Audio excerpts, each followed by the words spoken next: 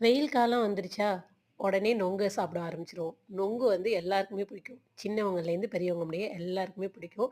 இந்த நொங்க வந்து நம்ம சர்பத்தில போட்டு சாப்பிடுவோம். ஆ இல்லன்னா சும்மா சாப்பிடுறதுக்கே ரொம்ப டேஸ்ட்டா இருக்கும். குழந்தைங்களுக்கு எல்லாருக்குமே ரொம்ப பிடிச்ச இந்த நொங்கு வந்து ஸ்கின் கேருக்கும் யூஸ் பண்ணிக்கலாம்.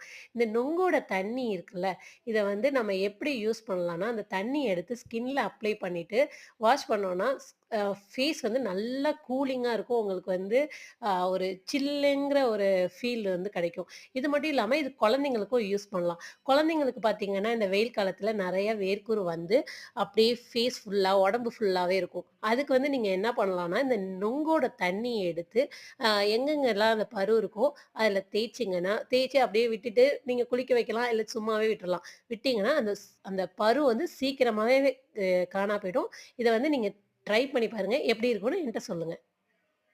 இந்த மெசேஜ் யூஸ்ஃபுல்லா